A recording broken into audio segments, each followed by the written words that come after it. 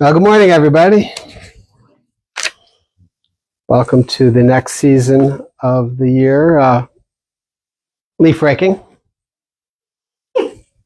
leaf blowing. Yeah, it's beautiful. Another beautiful fall day. A little crisp this morning.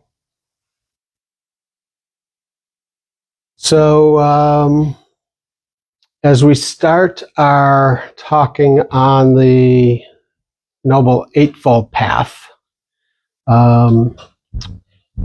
traditionally we start with wise understanding, sometimes referred to as a view.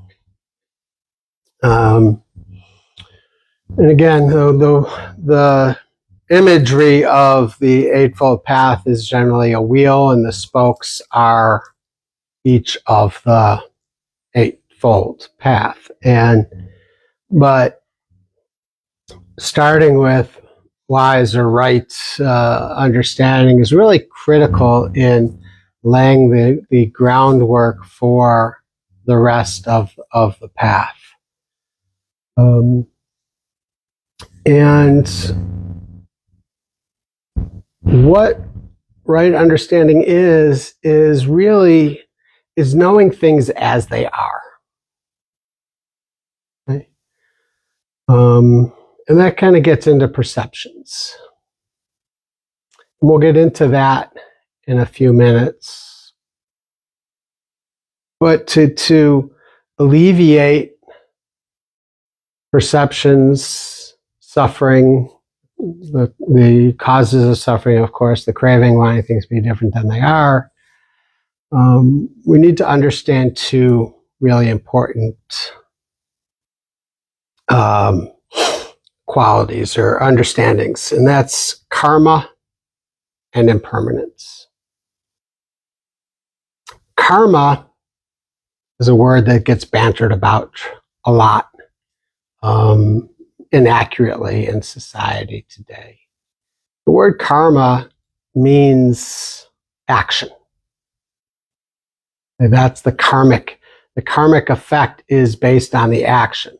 And there is a cause and effect to every action.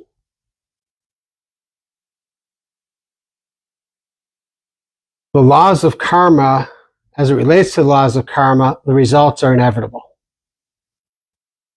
Meaning there's nothing that we can do based on that action to change the reaction. Now, in the long term, there are things that we can do to change our karma, our karmic habits, our karmic patterns. But when it comes to that action, what's most important is our intention behind it. Okay? Yes, sometimes we have really wonderful intentions. We do something and it doesn't work out. It becomes harmful in some fashion. Okay? That will not in itself produce negative karma. Okay? So the three components that really take karma from action to a reaction, or the results of that action, is first the intention. Second is then actually taking the action. And then, are we satisfied with that action? Okay, all three of those things need to take place to find the results. Okay, so, we steal something, for example, and so we want this thing, so our intention is to take it. It's not ours, of course. So, and then we steal it, that's the action. And then, do we feel guilty about it? And maybe give it back? Or are we satisfied with what we did and keep it for ourselves? Well, those two scenarios will produce very different karmic results from that. And it was laid out very clearly what to avoid and what to do. It really, in Buddhist vernacular, it comes down to the words are wholesome and unwholesome. Okay. And it was laid out very clearly 2,600 years ago what our unwholesome and wholesome actions are. So there's basically 10 things to avoid. And then, of course, there's 10 things to do. So killing, don't kill. Stealing, don't steal. Sexual misconduct, make sure our sexual deeds are mutual. Lying, telling the truth. Divisive speech. Boy, there's a lot of divisive speech going on right now. Gossip, idle chatter, harsh words,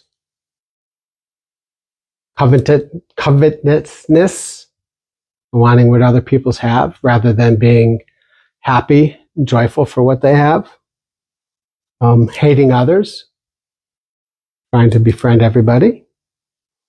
And then the last one is holding the wrong view, not really believing in the laws of karma.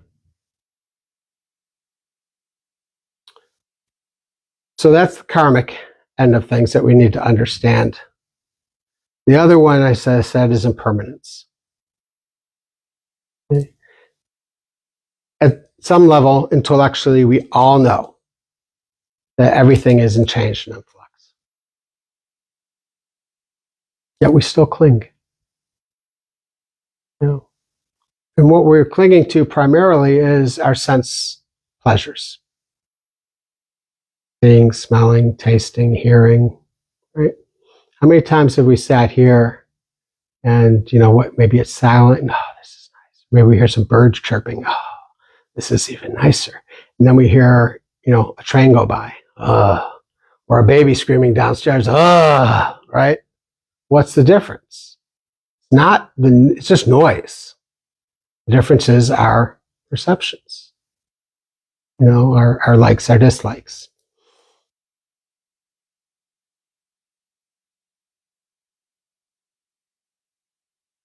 So the more we cling to things that we know are going to change, they're just going to cause more unsatisfactoriness within us.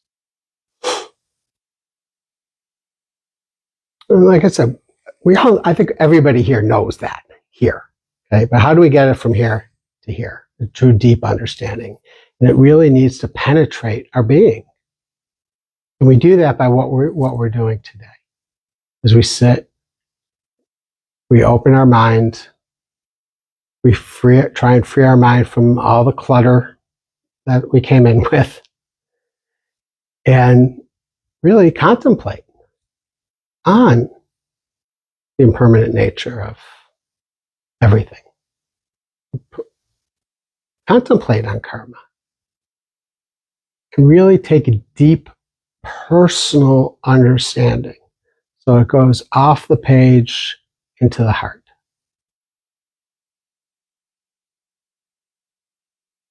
The Buddha said not to be fooled by perception. The source of our perceptions are all within our stored consciousness. We're bringing the party in the past to the present moment.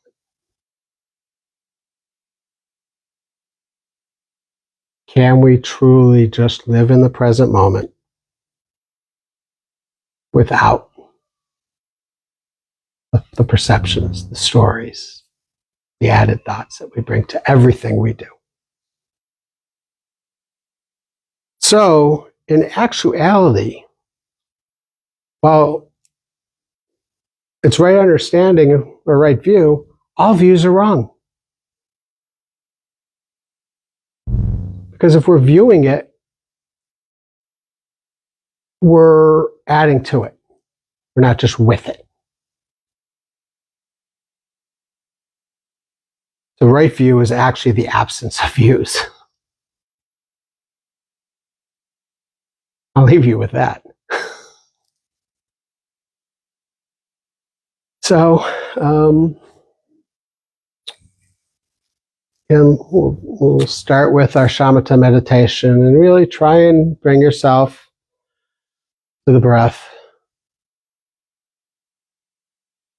Leave the past in the past and the future in the future, and just kind of settle into the now. And then we'll do some walking meditation. We'll do that in here. And then we'll do a little deep dive into a little bit of karma and impermanence contemplation.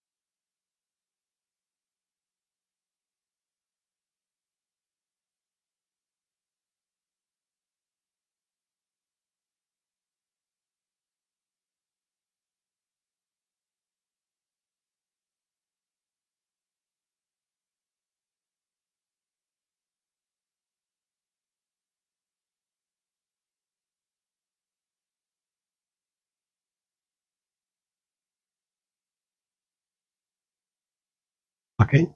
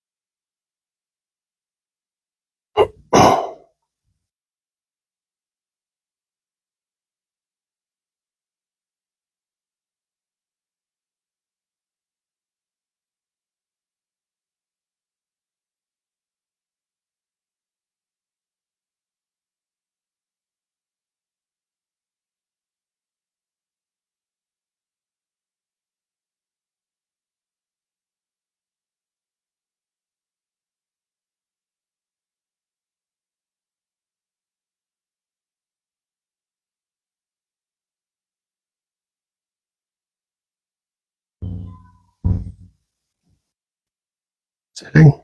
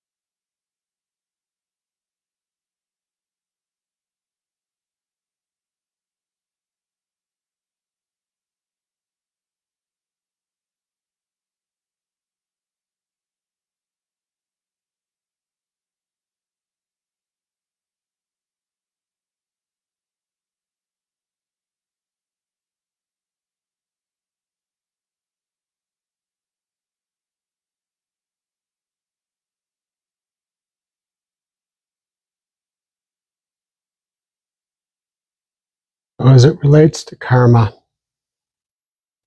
we really have no control over when the karmic results will come to fruition. But we can learn to have control over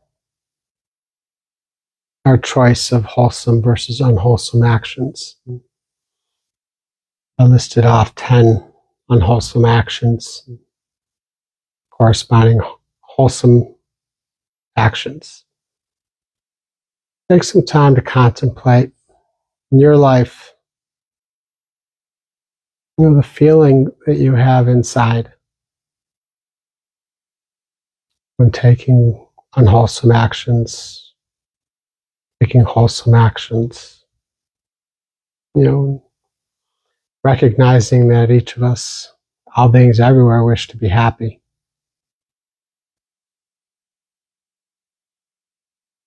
How does knowing that's the end result and wishes to be happy, how the different actions we take affects that?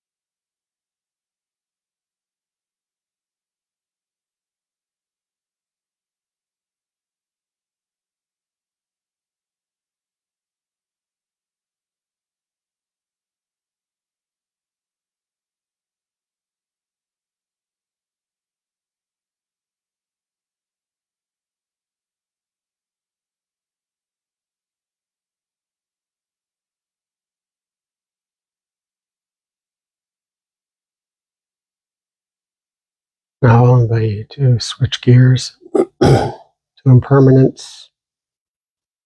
Again, recognizing how our clinging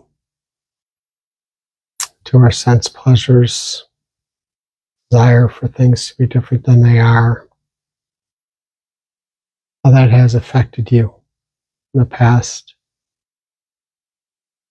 and how maybe knowing how the reality of things changing, how that might be able to change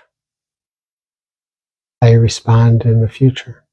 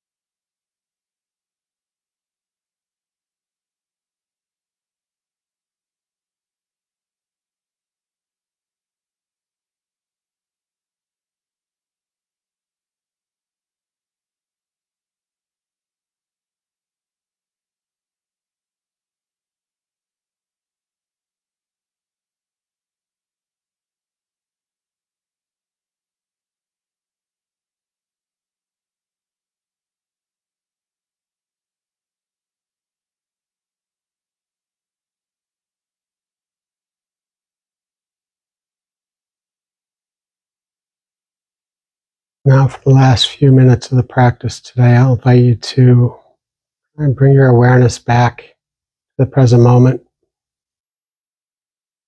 and recognizing the impermanence of this very moment. To bring awareness to your senses, including your mind, including your thoughts, seeing them come and go, hearing, seeing, feeling, smelling, tasting.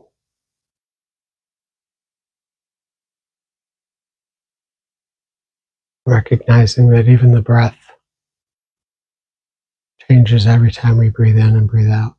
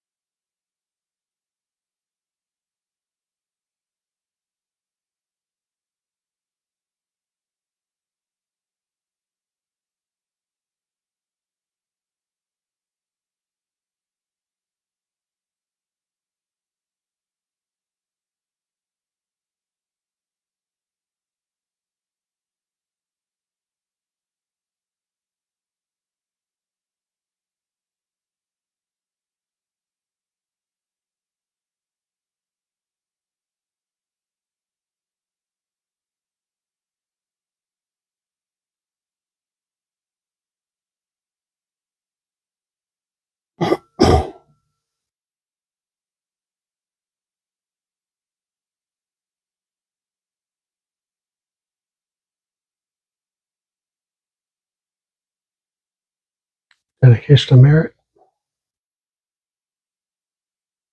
May all beings everywhere, plagued by sufferings of body and mind, obtain an ocean of happiness and joy by virtue of these merits. May the frightened cease to be afraid, and those bound be freed. May the powerless find power, and may people think of benefiting each other.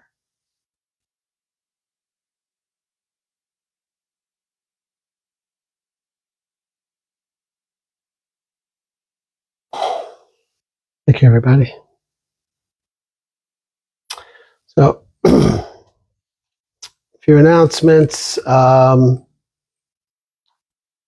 I did not put on the website the sign up for the November 16th half day.